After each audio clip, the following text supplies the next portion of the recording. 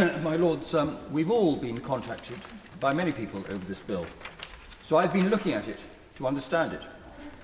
Now, physical abuse, detaining somebody against their will, and assault are already illegal. So what is the bill about? What's it for? To explore this further, I saw a Times article on the 1st of February last week, and it should have clarified the situation. Others may raise more points in detail and will, but I'll concentrate on the article which purported to clarify the situation. And the headline read, "Conversion therapy, it must be banned, I should know," unquote. Now, the journalist, Emily Sargent, who is gay, went undercover to be, quotation marks, shocked by the damage it did. But in brief, she was paid to write this article, and in pursuit of remuneration, she lied and said to a therapist that she was unhappy about being attracted to women, and all sessions were on Zoom. May I quote from the article?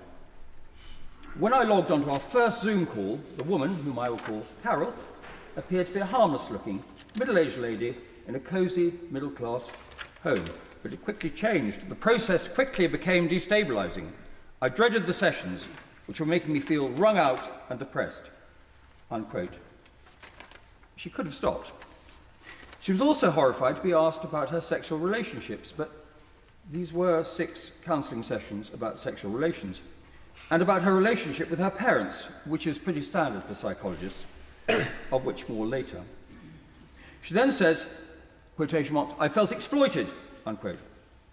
One might ask who was exploiting whom. Carol, who Emily called empathetic and gentle, and who had been asked to give counselling, or the journalist who deceived her and was paid for the article and could have switched off Zoom at any time.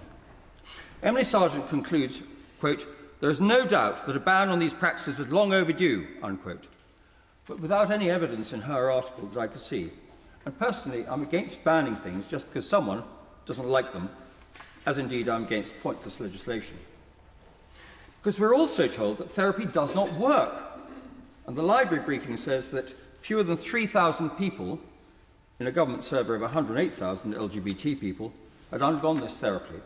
Presumably, all did it voluntarily. So what is the problem the bill wishes to solve? I note the BMA briefing, which I shall read from now.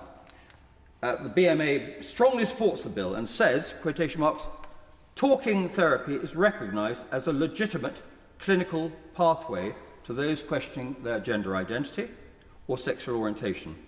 Such therapy is typically explorative and patient-led, and thus cannot be seen as seeking to suppress or deny an individual's understanding of their gender identity or sexual orientation." They then conclude, rather illogically, that they wish to ban conversion practices in their entirety. Now, I ask again, what is the purpose of the bill? To ban talking therapy, which the BMA calls a legitimate clinical pathway, to ban already banned illegal physical assault. It seems to me, I'm afraid, to be purely virtue signalling to placate a very small, outraged minority who think their choice of lifestyle must never be questioned or discussed, however gently, by parents or anyone else. Now, finally, my Lords, I'd like to conclude on a lighter note, which I find amusing, although others may not. 43 years ago, when I was young, I did SAS selection. And at the beginning, Derek, who was running the course, said to me, "Andrew, somebody in the MOD has been persuaded we'd identify potential SAS officers using psychologists. You have been chosen." So I filled in a long questionnaire and then met a man who asked me lots of questions.